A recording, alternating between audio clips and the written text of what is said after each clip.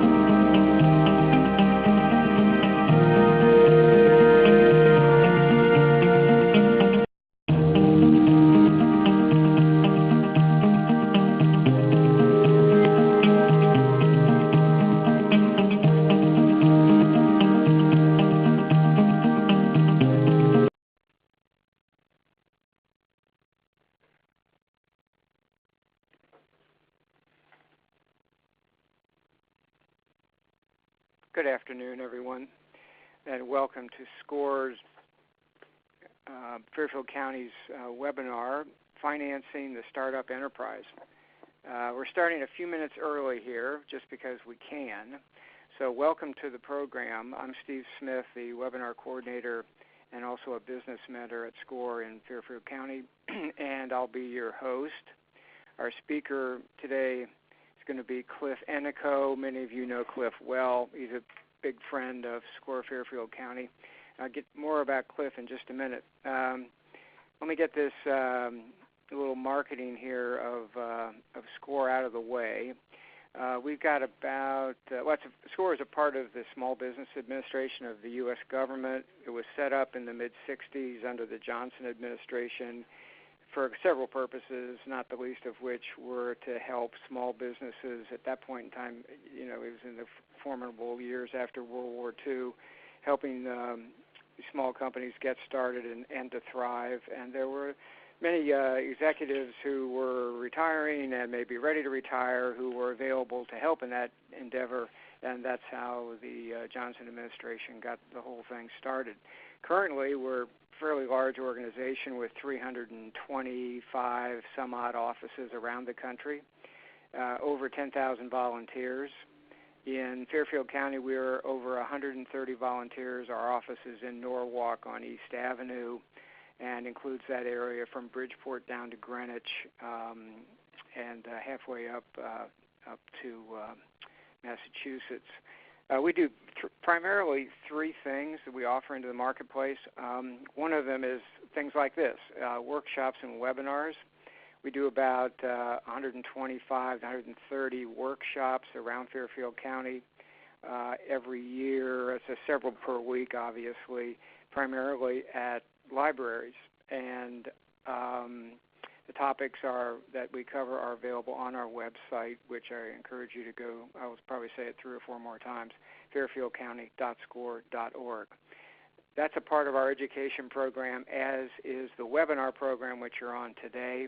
We do 2 webinars per month, typically. Sometimes when there's 3 Tuesdays, they're always on Tuesday. We do 3, and that's about 24, 25 per year. And again, you can find the topics that are to be covered on our website, fairfieldcounty.score.org. Importantly about the webinars is that we keep about 1 year's worth of past webinars in our archives, and they are viewable via a YouTube link up, which you can get through our website if you should want to go back and listen to this again, or if you've got friends who you'd like to direct and help them here. Also, the 3 primary things, right? Okay, so workshops and webinars are the education aspect. And then we also do one-on-one counseling at our offices in Norwalk, and typically what we do there is to sit down with an individual business person, understand their problems, their issues, and try to address it. For example, if today's webinar is financing a small business or startup enterprise, lots of clients come in with this topic, and that's why we turned it into a webinar, frankly. So we do have people here who can talk to you about these kinds of things, digital marketing, how to read your financial reports, even have people who have deep experience in manufacturing. So go to our website, fairfieldcounty.score.org. You'll see our how to sign up for counseling, our workshop and webinar schedule, as well as other resources and tools that are available right there online. Now, new paragraph. Our next webinar is going to be 2 weeks from today. That would be the 17th of April. And the subject will be digital marketing with LinkedIn. Look for specifics on the website, and you will be getting email reminders. You've already gotten one, and you're going to get two more 2 weeks prior, and then 1 day before. Today's webinar is going to end sharply at 1 o'clock, and it is being recorded. I oftentimes get that question, but it is being recorded. It is going in the archives, and it will be available for review tomorrow. We've also set aside, the way this is going to work is I'm going to stop talking here in a minute, and Cliff's going to give you his presentation. While you're listening to it, you will have questions, and feel free to log them down in the chat room in the lower left-hand corner, and I'll try to manage those questions and direct them to Cliff with about 10 or 15 minutes before 1 o'clock. Also, at the conclusion of the webinar, you will be receiving an email asking you to evaluate the quality of the webinar. We really appreciate that input, and we do use it. Now, Cliff Ennico. Cliff has been on our webinar program before, and he's also done workshops for us around Fairfield County. He's a nationally recognized small business legal and tax expert, and that's really putting it kind of narrowly. He's really an advisor on many more topics than that as well. Works with small businesses around Fairfield County and actually has clients throughout the United States. He was one of the first kind of reality TV hosts in a show called Money Hunt, which was a PBS reality television series, I think probably 15 or 20 years ago. He can correct me on that, and if he sees fit.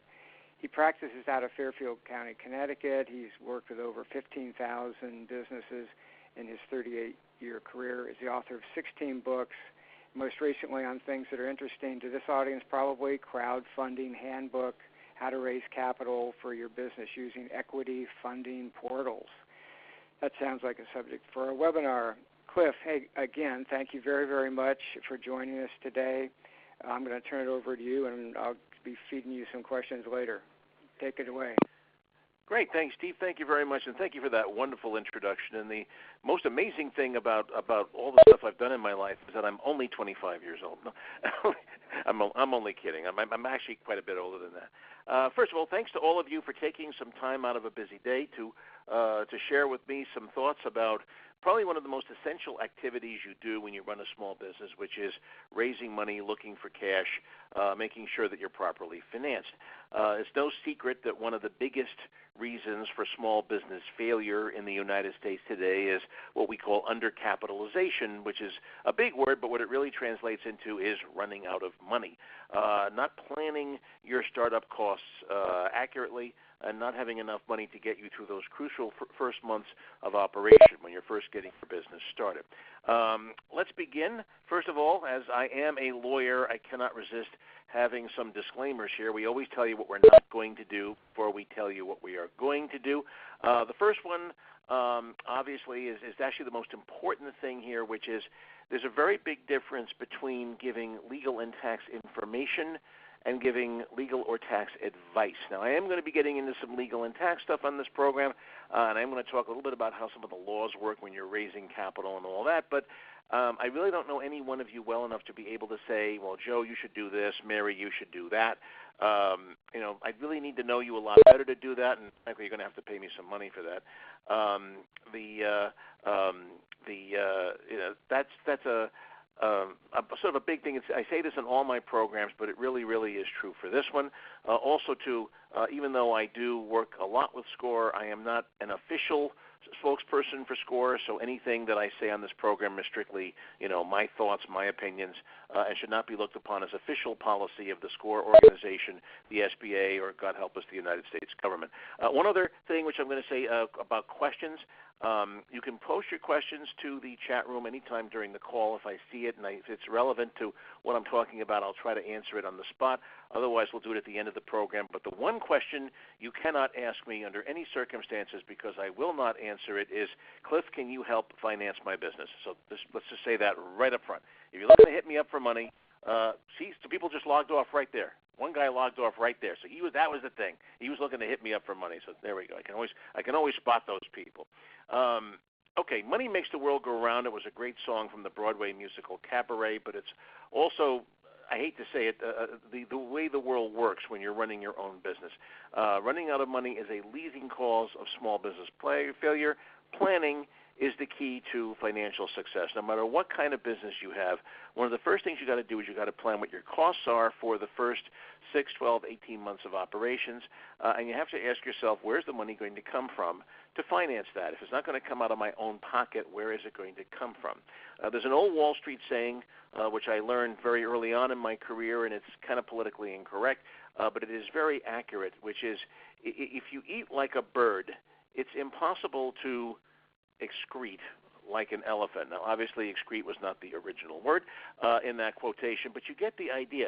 If you're setting up a business that's going to be throwing off millions and millions of dollars in cash down the road and generating all kinds of, and growing like Facebook did 10 years ago, you simply can't do that with $2 in your pocket. That's impossible. You have to plan for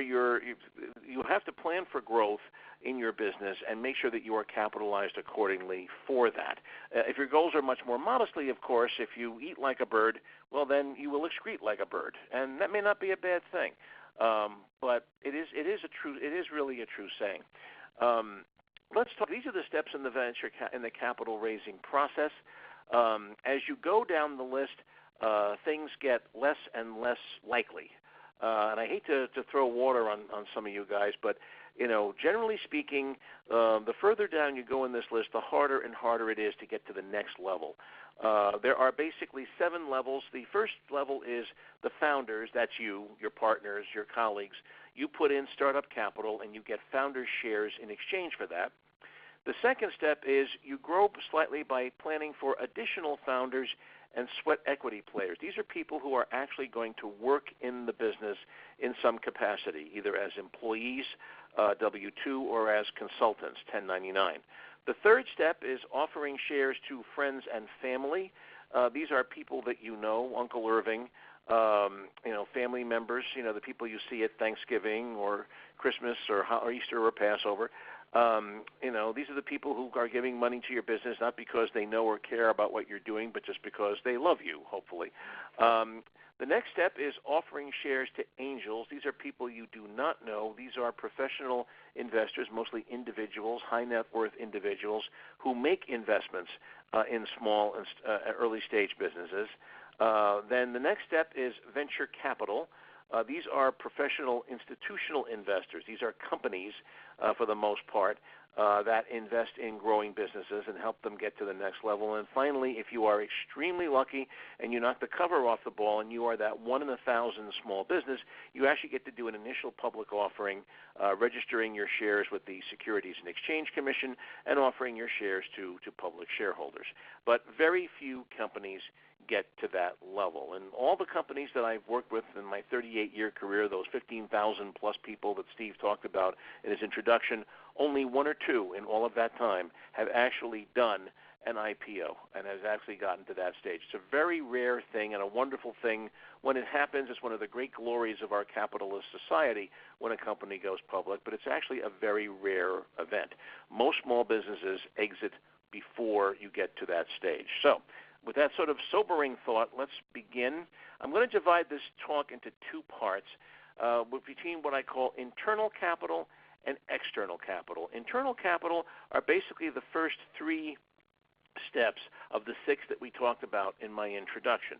It's getting your founders team together, bringing on additional founders, and getting to the friends and family stuff, and dealing with the sweat, what we call sweat equity people. I'll talk about those in a minute.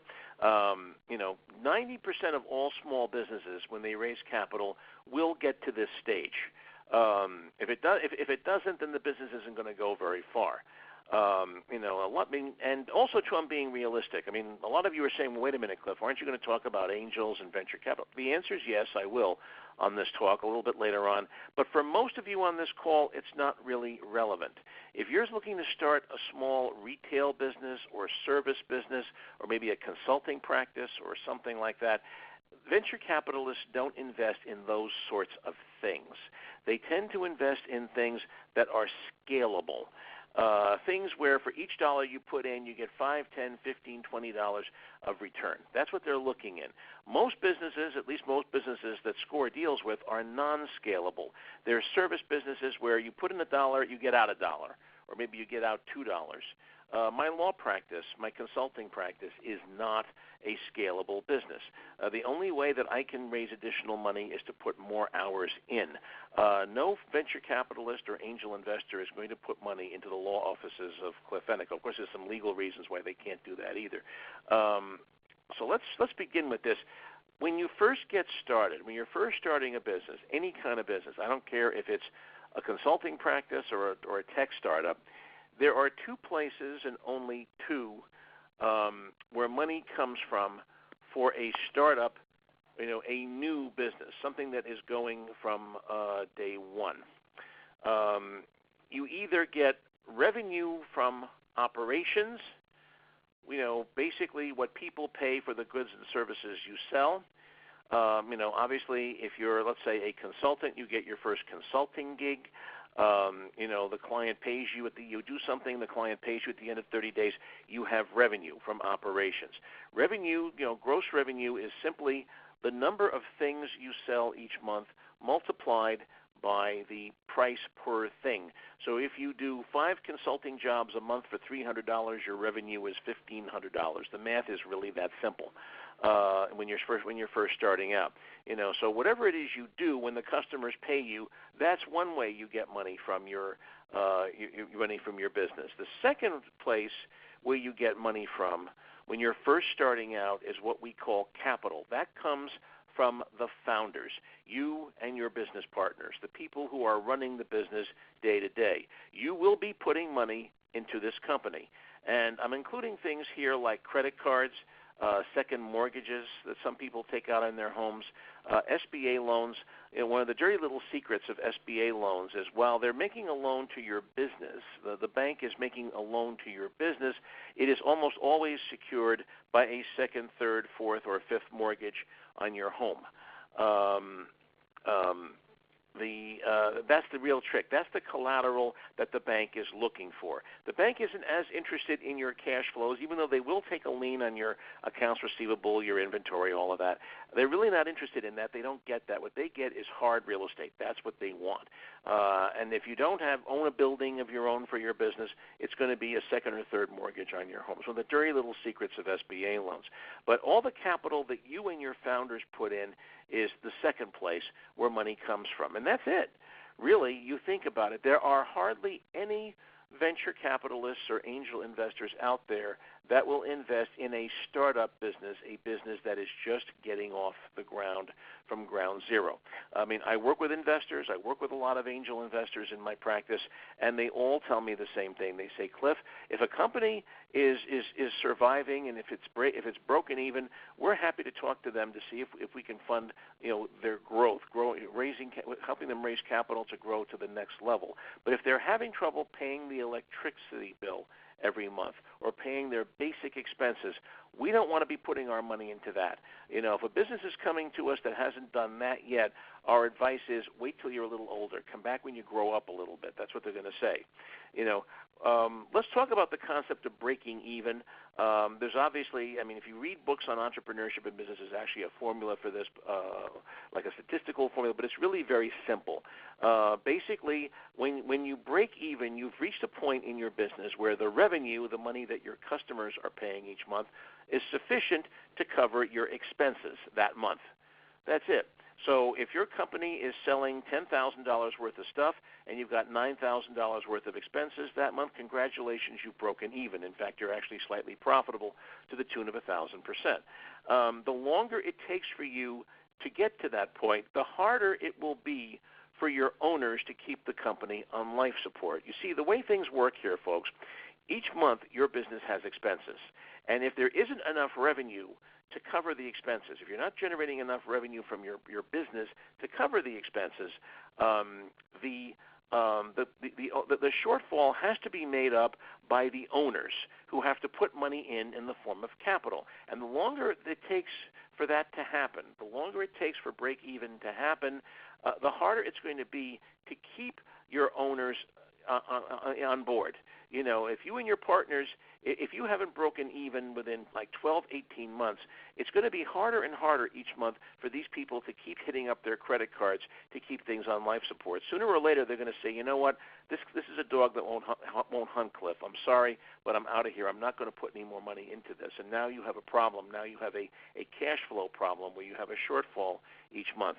Now, conversely, the sooner it takes you to break even, the easier life gets. First of all, your founders are all breathing a sigh of relief now because they're not hitting up their credit cards or their mortgage line or their lines of credit every month to keep this thing on life support.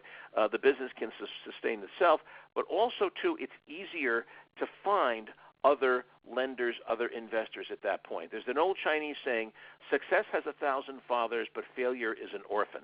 And that is really true in the world of finance. The sooner you break even, the sooner you are actually making money and you're starting to get profitable, the easier it is to get the outside investors interested in your business. We have a term called bootstrapping. And by the way, I want to make this point. Not all businesses seek outside capital. There are a lot of very successful businesses that I work with who have never ever gone out looking for outside capital. The insiders, the founders, were able to generate enough money to get it started. They broke even relatively quickly, and they rely upon the revenue from operations solely to fund operations. They do it entirely off their cash flow, operating cash flow, and that's called bootstrapping. When a business says we bootstrap, it means we rely on our revenue to pay expenses each month. We don't look for outside capital to do anything. And it's a great place to be. One of the great goals in life is not to have outside investors, and I'll explain what I mean by that a little later. Okay, let's focus on some basics. When you're looking to raise money initially from your founding team, the people that are going to be working in the business with you day and night, there are two ways that they can put money in. They can either put money in as debt or as equity. Debt is simply a loan. Somebody loans the money to the startup and is repaid over time with interest. You should know that you cannot have an interest-free loan when you're looking to raise money from folks. The IRS requires that every loan must have interest of at least some kind. The AFR stands for applicable federal rate, but what you need to think of it as is the minimum rate of interest that applies to minimum legal rate of interest that applies to loans. Right now, as we're speaking, it's about somewhere in the neighborhood of 2% or thereabouts per annum.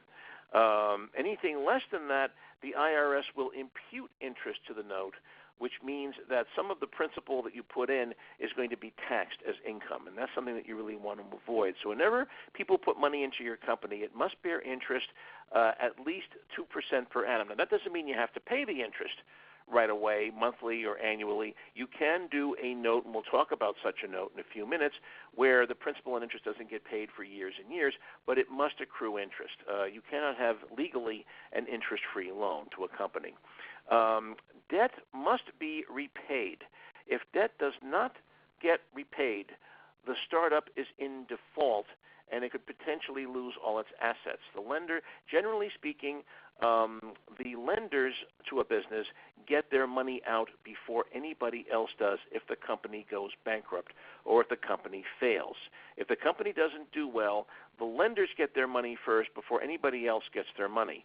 And the loan must be repaid. If you do not make a principal or interest payment on time, you're in default, and the lender has the right to seize your assets. They can sue you. They can do all kinds of nasty things. Okay, The trade-off here, so lenders are in a pretty good position here. They get their money out first if things go bad. But here's the trade-off. Because they get their money out fast, holders have no right to manage the business. Okay, technically. I mean, don't get me wrong. A lender can also be a founder, but not necessarily. A bank gets their money back on time, but they can't tell you what to do. They can't say, hey, Cliff, do that deal, don't do that deal. Also, too, if the company is extraordinarily successful, lenders do not participate in that. All they get is their interest, whatever that interest is. So if I'm lending money to your company at 3% per annum, and you knock the cover off the ball, you become the next Facebook and grow to $1 billion. All I get is the 3% on the money that I loaned you. That's all I'm entitled to get legally. I don't get to grow with your company. That's the trade-off for lenders. The good news is lenders get their money back before anybody else if the business fails, but if the business succeeds, they don't participate in that. That's the trade-off for lenders. Now, the other way that people can put money into your company is equity. Somebody makes a capital contribution to your company, and they receive a percentage of your company. They actually get ownership of your company. If it's a corporation, it's called stock. If it's an LLC, it's called a membership interest. So if I put in money as equity to your company, I get X percent of your company in return. What that means is I get X percent I have the right to X percent of your profits or losses going forward. But there's a couple of catches here. So that sounds pretty good, doesn't it? Okay. Distributions of profit are paid only in the discretion of management. When you have a loan outstanding, principal and interest must be paid on time or else you're in default. That's not true with distributions of profit. If you have equity investors, you only pay distributions when you're able to do so. And you can wait years before you pay dividends or distributions. You may want to plow any money that you make back into the operation of your business. In fact, that's what you should be doing during the early stage of your business. You shouldn't be paying money back to your shareholders when you're first getting started. Everything should be plowed back into the business. Sooner or later you'll have to, but you don't have to do it right away. So that's one negative. I mean, if I'm putting my money in as an equity investor, I may wait years before I see any kind of a return on that investment, at least in theory. If the company fails, okay, the holders, equity holders, get their money out after everyone else does. So if I invest in a company that fails, well, first they have to pay all their operating expenses, then they have to pay all their debts, and if there's any money left over, then the equity holders get their share.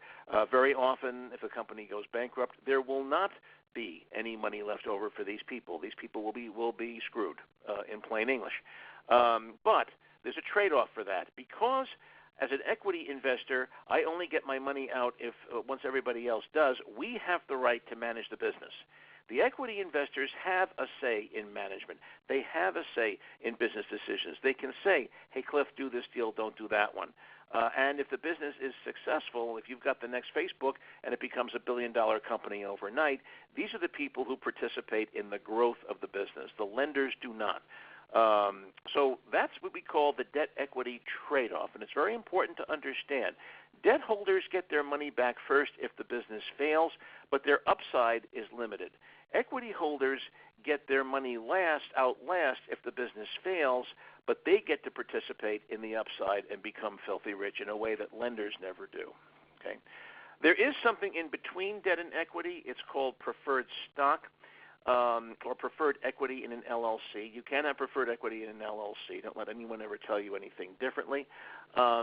Basically, it's an equity class. It's not debt. It's a separate class of equity. When you issue preferred stock, you're dividing your equity into two parts, preferred and common. Holders of preferred stock get their money back before the common stockholders do, but after the debt holders. They are the monkey in the middle. If the company fails, debt holders get paid first, then preferred stockholders, then stockholders. They call that the liquidation preference. And that's why preferred stockholders normally pay slightly more for their shares than others. It's because of that liquidation premium that they get if the company fails. It is preferred by investors, and that is a pun. because what preferred stock does is it gives investors the opportunity to straddle the fence. If I'm holding preferred stock in your company and the company fails, well, I get my money out before you do because you're probably a common shareholder. But if the company succeeds and takes off, it is equity, so I get to participate in the growth of the company. It enables me to straddle the fence. Either way the company goes, I win. And that's why venture capitalists, by the way, prefer preferred stock.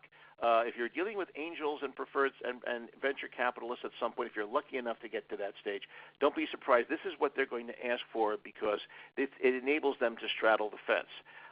Preferred stock has to be authorized in your charter documents. It's not something you just do. It's something that has to be. There's a certain amount of laws that apply here. You cannot have preferred stock in an S corporation.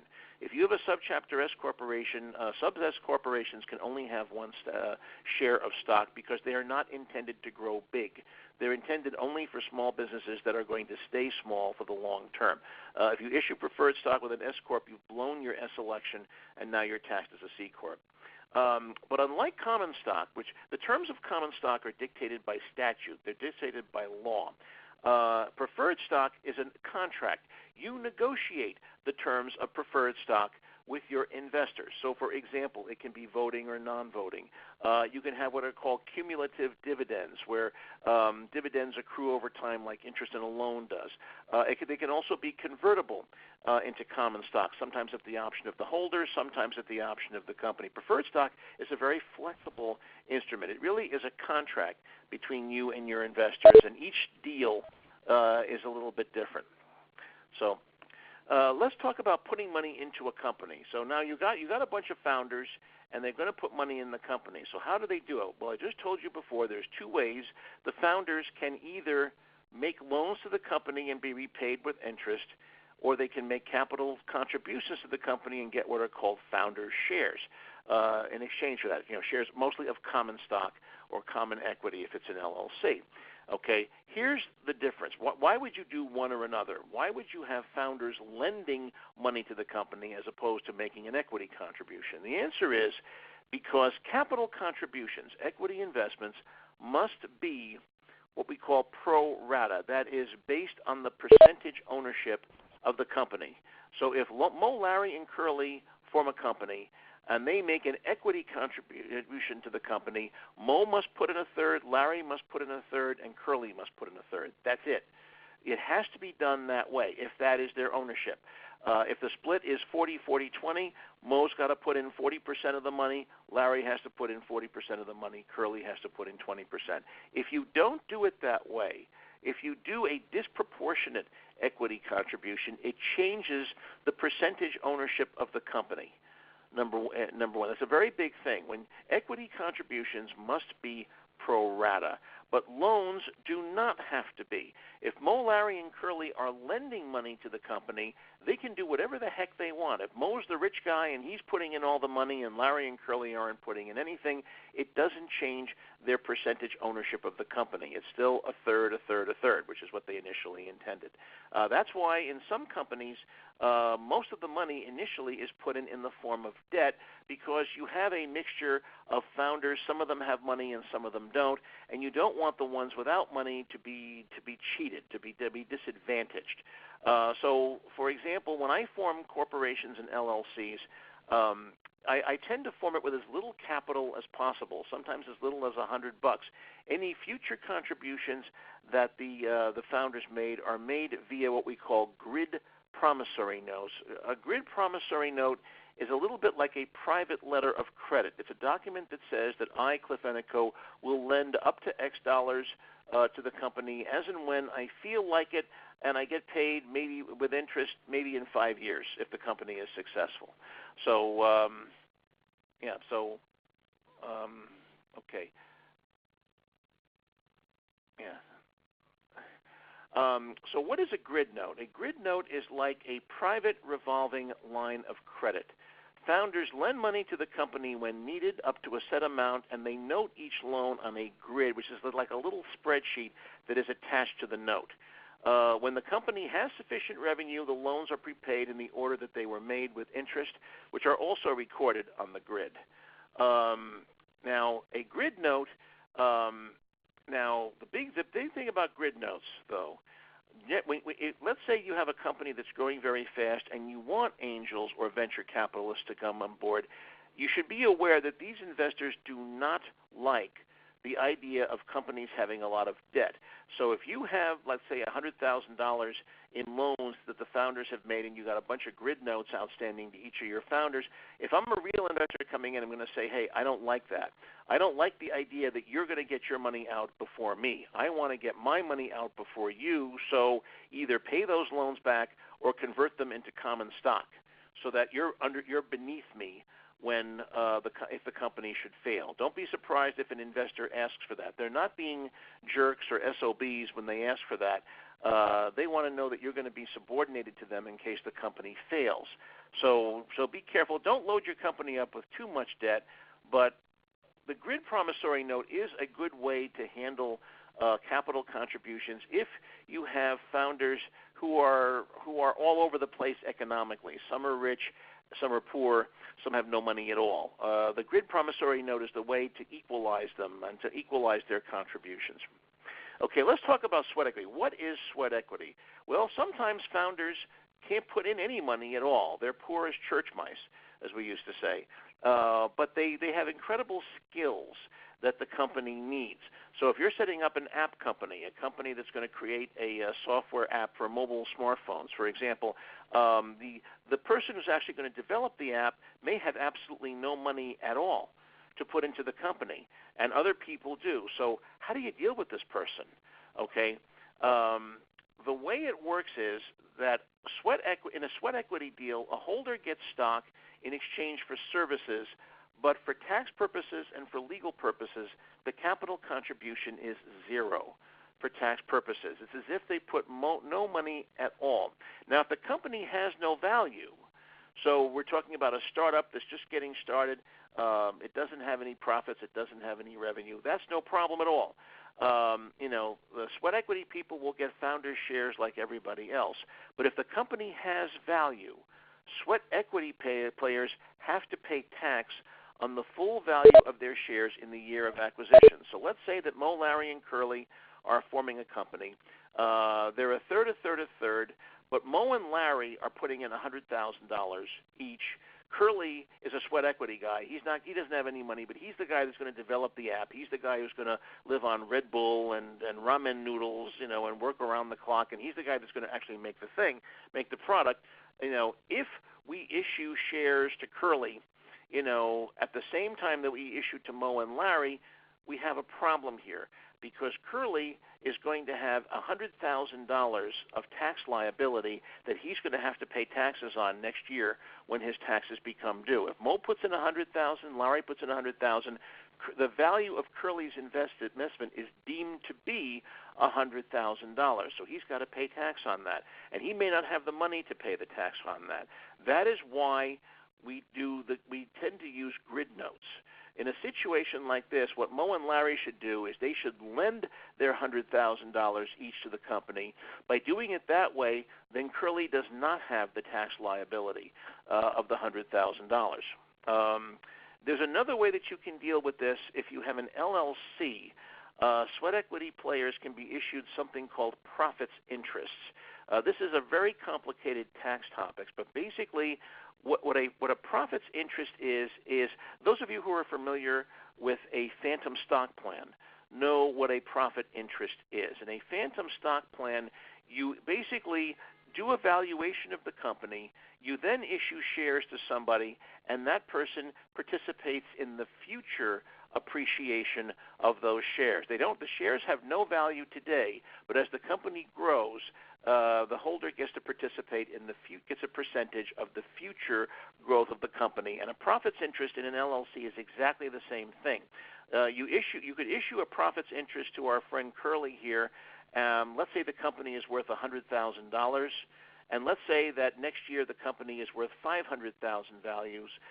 Curly's value on those shares would be whatever percentage of $400,000.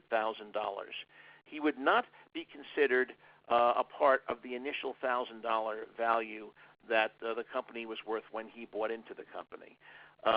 He only gets taxed on the increase in value from that point on. Now, the trick, though, to profits interest, as with the phantom stock plan, it does require a valuation of the company at the time the profits interests are issued.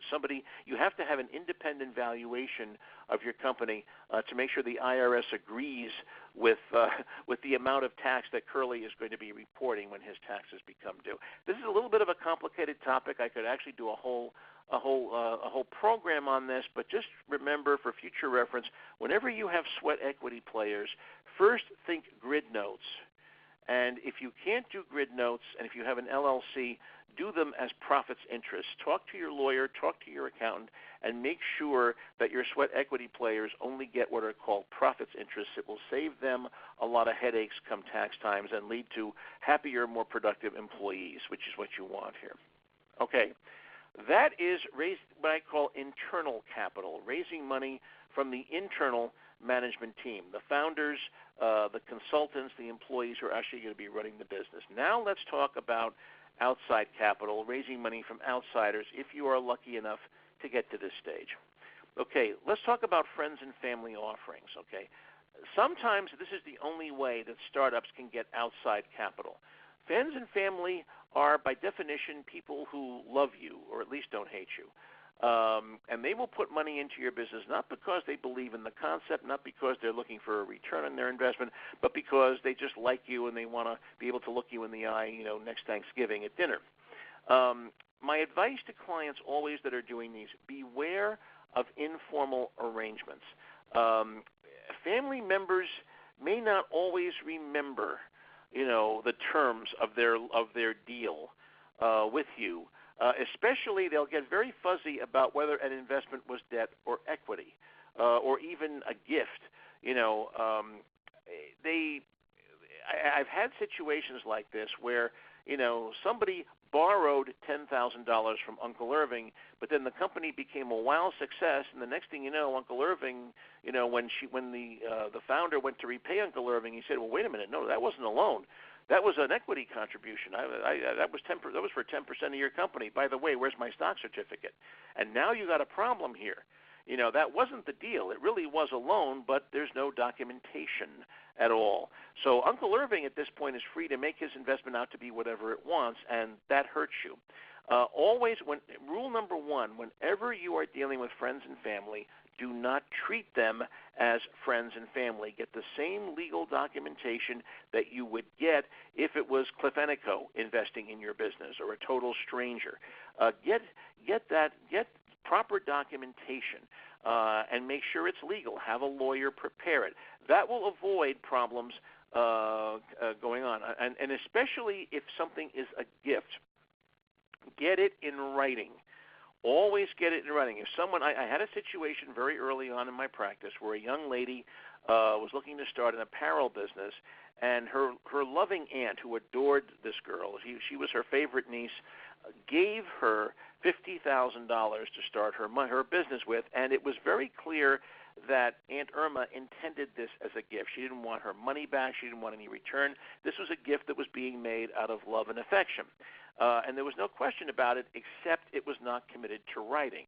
So what happened a few years later, Aunt Irma died. Her estate went into probate, and the estate attorney knocked on the niece's door saying, "Hey, Aunt Irma, invested this money in your company. It's not clear whether it's debt or equity. You have to understand, my goal as an estate attorney is to maximize the value of this estate. If you cannot prove that this was a gift, then I must treat this as a loan to your company that's going to be paid back over time." And she didn't have documentation, so she was forced to pay back the $50,000 that her Aunt Irma honestly intended to give her without anything in return. So be careful about this. Also, another thing to watch out for with friends and family, sometimes they feel that their investment entitles them to make demands upon your company, and you may not want these people making demands upon your company. So, for example, you see Uncle Irving at Christmas time, and he says, Cliff, I understand your business is doing well. That's great. I'm delighted for you. Hey, listen, I want to talk to you about Cousin Ernie. You know, Cousin Ernie's been having some issues these days. He got laid off last year. He's having trouble getting a job. He's got 6 kids. You know, can you find a place in your organization for Cousin Ernie? And, of course, you know Cousin Ernie has the brains of a cockroach. You do not want him involved in any way in your company. This can be a problem because this is Uncle Irving, your biggest investor, asking you for this favor. You may have to find a way to make him happy. Also keep in mind that if you're doing a big friends and family offering and more than 5 to 10 members get involved, you may have to register that with your state securities office. Here in Connecticut, it's the Connecticut Department of Banking. The way it works here in Connecticut is that if you raise money from more than 10 investors during a period of 12 months, you have to file a document with the Connecticut Department of Banking. Some states have those rules. Okay, let's keep on friends and family offerings for the time being. Make sure you get the same documentation you would get from an arm's length investor. Consider the convertible promissory note. By the way, this is a wonderful tool. This is a debt instrument that can be converted into non-voting equity by the family member at any time. This is a wonderful tool, and I use it a lot in my friends and family offerings. What I do with my convertible promissory notes is I set them up so that they can be converted into equity by the family member, by the lender at any time. But if the lender turns out to be a problem, if they become a nudge or a time vampire, you have the right to convert them down into non-voting equity, and now they can't say anything about how you run your business. And again, the grid promissory note is a wonderful tool to use in friends and family offerings. Okay, the grid. I'm really a big believer in the grid promissory note. We can talk about that more during the Q&A if we have time. Let's talk briefly about angels and venture capitalists. Angels are wealthy individuals who provide generally between $100,000 to $500,000 in capital. These are not people who will put millions of dollars into your company, but they may give you the initial $250,000 that it takes to get the patent on your invention, begin your marketing efforts, get the product or service off the ground. You got to be careful, though, with these people. Sometimes they have hidden agendas. They have things that they may want you to do, just like Uncle Irving, worried about Cousin Ernie and whether or not you can find a position in his company. Sometimes angel investors have hidden agendas. So, for example, if a celebrity, if you are lucky enough, if you know a celebrity, let's say a pro basketball player who wants to put some money into your company, he's looking for publicity. He's looking for PR. He wants the world to know that he is a good person because he helps startup companies get off the ground, and you have to help him get that. Even though you may not want to go public with some of the stuff you're doing, you may have to because the celebrity will insist on that. That's a situation I actually had just recently. Also keep in mind, too, that the angel today may not be the angel of tomorrow. The kind of person who can put $100,000 into your business may not be the same person who can put $1 million or $2 million into your business next year when you really need that level of capital. Generally speaking, you want to keep your angel investors as much as at a distance as is humanly possible because you need to be flexible. Never lock yourself into an angel investor in such a way that it creates problems later on when you need to raise really big money and you can't do it because your angel investors have preferential rights of some kind. Here are some places you can look in Connecticut for angel investors. There's the Crossroads Venture Group, the Connecticut Angel Guild, Topstone Angels, Landmark Angels. You can look these all up online. Angel.co is a website that is sort of like a social media site for people looking for investors. They do have a section on Connecticut. I've looked at some of these names. Maybe some of these people might be good for you. There is an organization in Connecticut called Connecticut Innovations. They make equity investments and debt investments in startup companies in Connecticut. Generally speaking, they only make investments in technology companies. They're highly focused in information technology, IT companies, and healthcare, bioscience. That's their other big area. If you're doing anything retail, service, franchising, they're probably not going to be interested. Also, too, the thing you have to know about Connecticut Innovations, they are primarily a jobs creation agency. If you're looking to start a company where only you and your founders will benefit, Connecticut Innovations will probably not be interested in you. If you are setting up a company that's going to hire lots and lots of low-income people down the road, they are going to be more interested in your product or service. So if you're pitching Connecticut Innovations, always focus on the jobs that you're going to be creating in the state of Connecticut, because that's their mandate. They are primarily a jobs creation agency. Now, venture capitalists are professional investors who invest $1 million and up. The good news is they can invest big amounts of money. This is for when you really are hitting the cover off the ball. You've got a product, it's successful, you got the next Facebook going, people see that, and everybody wants to jump on board. The good news is they can put in that kind of money. The bad news is they are not long-term investors. They want to get their money back in 3, 5, 7 years on average. Most often they get preferred stock issued in various rounds, Series A, B, and C. I'm not going to get into this on this call. I gave you a nice little, this is the startupfreak.com website, which I actually kind of like. There's a lot of good stuff on this site. And there's a nice little article there on the differences between Series A, Series B, Series C, what each of that stuff means if you're interested. But whenever you're dealing with venture capitalists and angels too, by the way, always remember the golden rule. This is not the golden rule you learned in Sunday school. This is the rule that he who has the gold makes the rules. If somebody's putting $5 million into your company, they're going to be an 800-pound gorilla, and they're going to get the deal that they want. Make sure you understand the terms that they want from you when dealing with these people. And by the way, always have a good lawyer and a good accountant. Whenever you are dealing with angels and venture capitals, you never, ever do these deals informally. These deals must be documented to the nth degree. Okay, last but not least, we talk about the IPO. This is the holy grail of entrepreneurship. You have to register shares with the SEC, and you also must register with state securities regulators in about 25 states, including in Connecticut. Connecticut and New York both have state securities laws that you have to comply with. What you have to do here is you have to prepare a prospectus.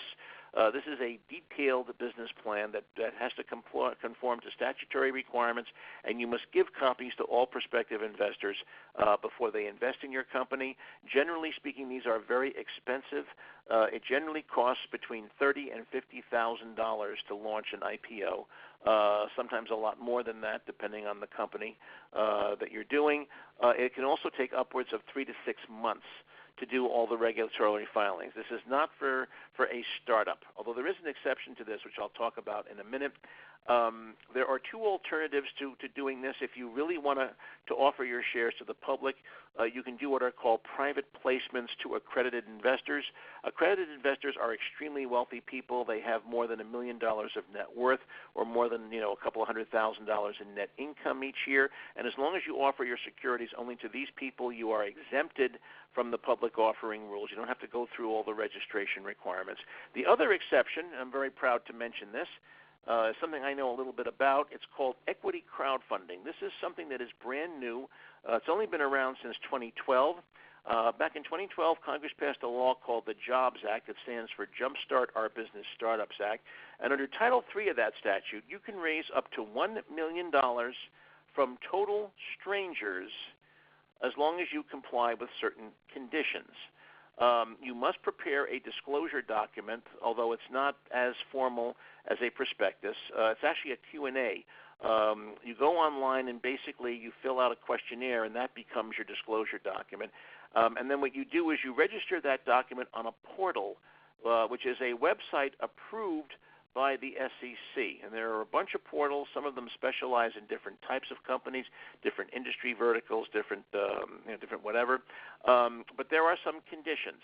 Everything, when you do a crowdfunded offering, everything has to happen on the portal. You cannot communicate with prospective investors outside the portal. You can't talk about this on your website. You can't send emails.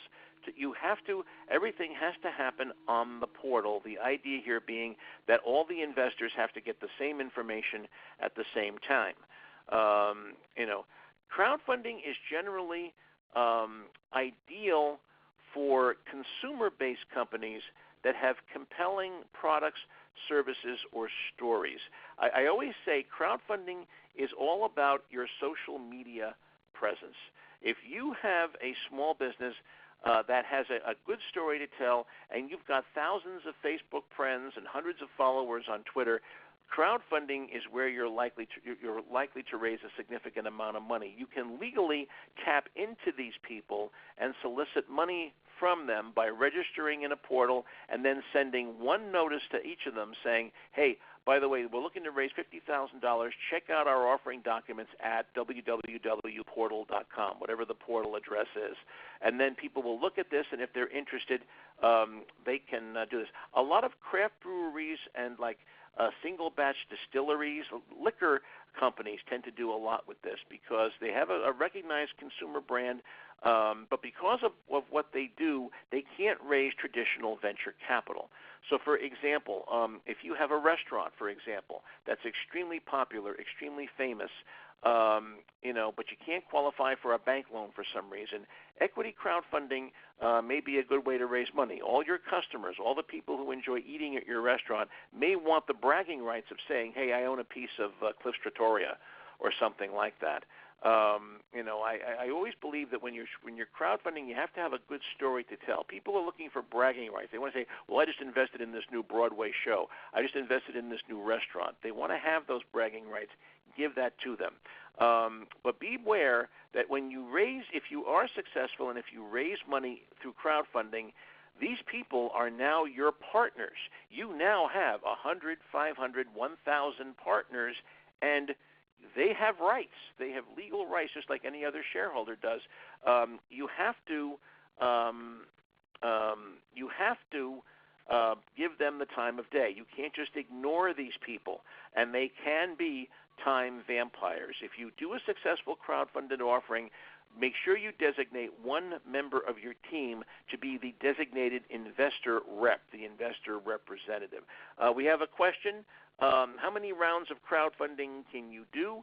The answer is you can do multiple rounds of crowdfunding, but you have to be very careful how you do it. If you didn't raise enough money the first time to do what you had to do, when you do the second round, you're going to have to explain to the new investors and to your old investors why this wasn't enough. You're going to have to tell that story. A lot of people do crowdfunding. They undershoot.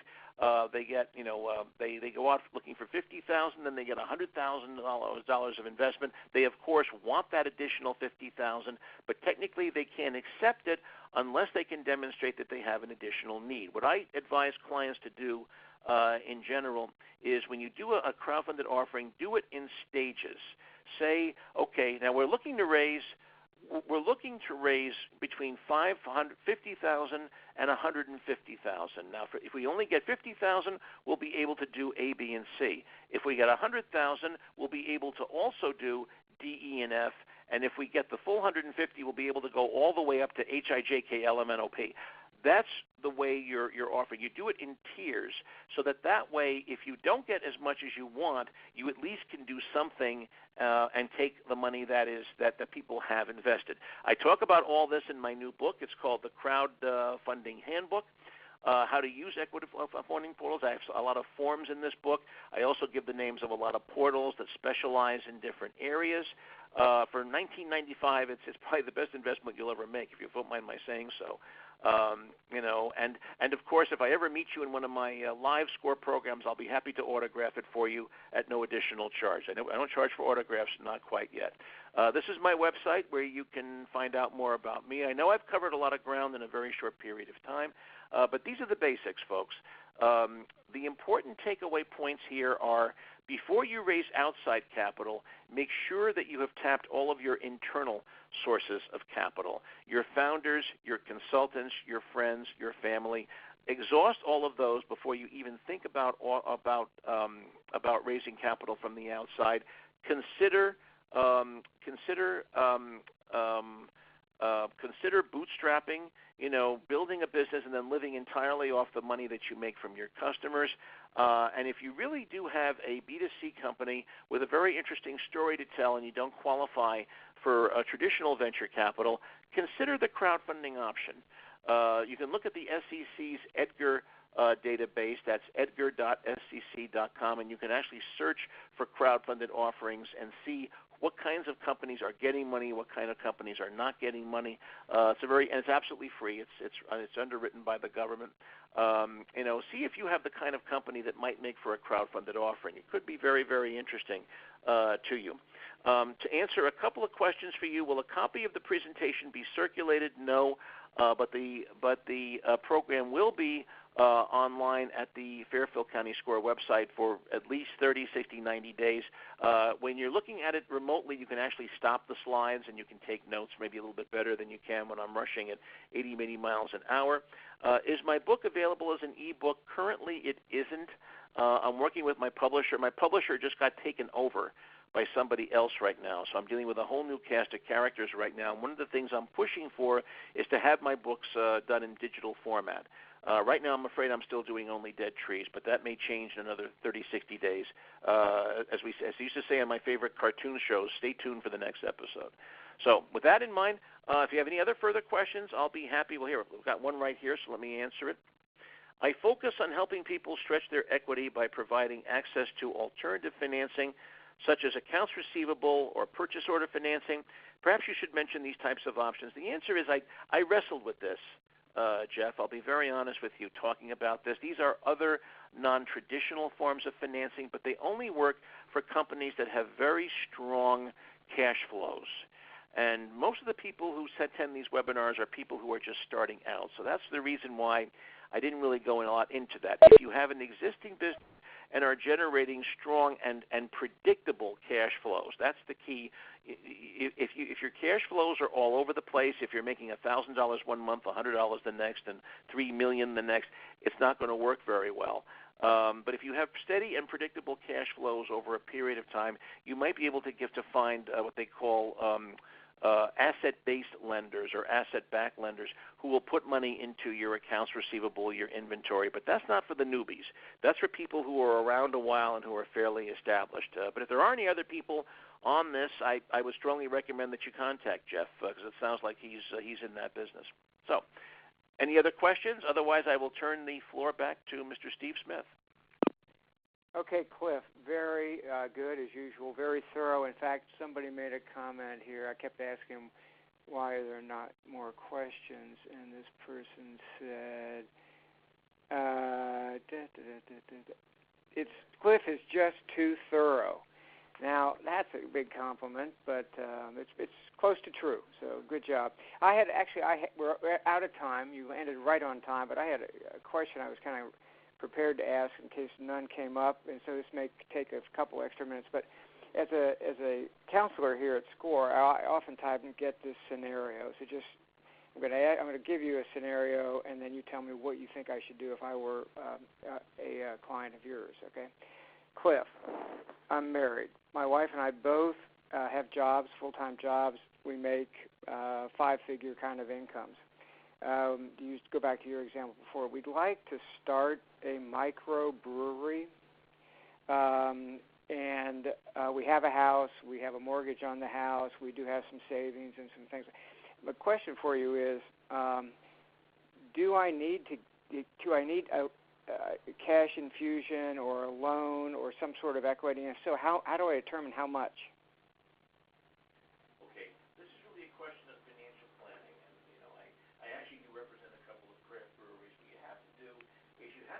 Spreadsheet and project your operating expenses out over 6, 12, and 18 months. Before you even think about where the money's going to come from, you have to know what you're going to spend it on. How much money are you going to have to spend, and when are you going to be spending this money? How much of it has to be done up front? How much of it can wait 3 to 6 months? And then once you've done that, and once you've done that in sufficient detail, then you have to say, okay, how much cash do I need to cover these expenses each month? And if I can't do it out of my savings, out of my checking account, where is that money going to come from? Do I have to take a second mortgage out on my house to be able to do this business? You might. Craft breweries tend to be rather capital intensive, especially at the very beginning. You have to buy the brewery equipment. You may have to work with a brewmaster. There are health and safety regulations, obviously, you have to comply with, especially if you're going to be selling your beer in stores and stuff like that. There have to be preservatives sometimes in these things which affect the taste. I mean, it's an art. It's as much an art as it is a science.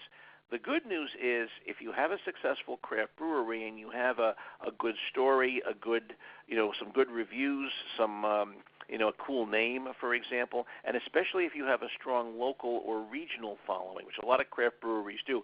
Most craft breweries do not circulate more than 25 miles from the place where they're brewed, which is a little secret of the craft brewing industry. If you have a strong local following, you may be able to tap into that via crowdfunding, but not until you have a product out there. Also, too, with crowdfunding, and this is one of the reasons why I think a lot of liquor companies go in for this, is you can actually give your investors sample products as well. You can say, for each $5,000 investment, not only will you get X percent of the company, but we'll also send you a case of our latest IPA. And people like that.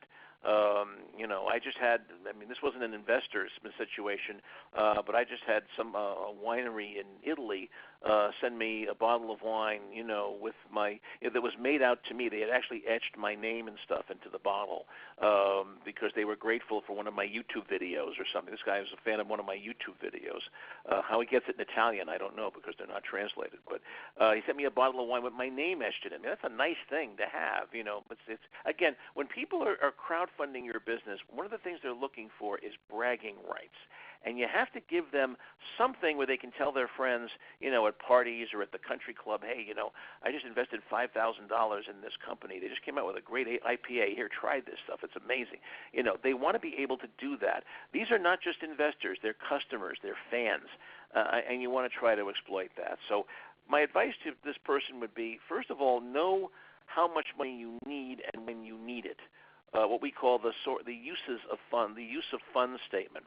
Once you know what that is, then you know how much money it takes to cover it, and then you can do your planning as to where that money is going to come from. Okay, good. All right, so I feel obligated to ask one more question here from Jeff Van Nest. It's a very thoughtful question and very specific to him. And then we're going to stop for sure because I've already violated one of my rules here, going over 1 o'clock by a few minutes. So I'll read it so you can think about it, Cliff, while I'm reading. This is from Jeff Van Nest. I'm looking into purchasing an existing business. I believe land and water rights could be worth a price, but with 10,000 herd of cattle, I believe it to have great value. I have been working on a business plan, and I'm almost ready to meet with a capital investor. Where do I go next?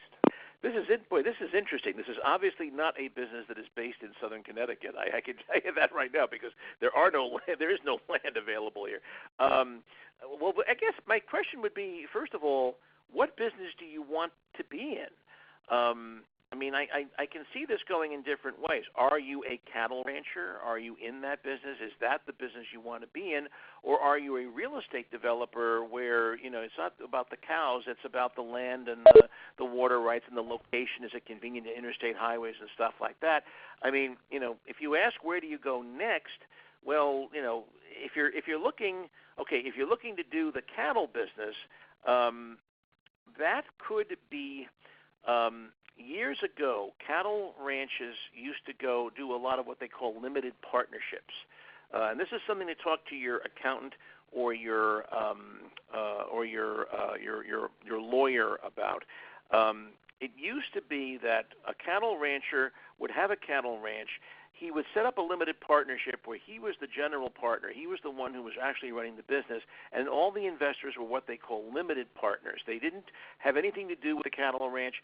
They were putting money in and just getting a return on their investment. And they were barred by law. They couldn't participate in the actual business. They were limited to the amount of their investment. Those kind of deals can still be done. They're done as LLCs these days. It's tax-advantaged financing. These people are looking to generate tax losses. That could be one creative way you may be able to look for funding. This could potentially be a crowdfunding. There are a lot of investors out there who would like the bragging rights of saying they own a piece of a cattle ranch. They could be like, what's his name, the people on Dallas back in the 1980s. But you're asking a very good question. Where is the value in this business? Is it the cattle, or is it in the land and the water rights? If it's the latter, if you're thinking about this more as a real estate play, if you're thinking about putting a hotel up there or doing a condo development or something, to answer your question, where do you go next? I think Five Guys Burgers and Fries would be the next place I would go next, because you got to get rid of those cattle somehow, and that could be one creative way to do that. I'm only kidding about that, obviously, but if you're looking to go into the cattle business, you're going to have to look at something that's more of a creative type of structure.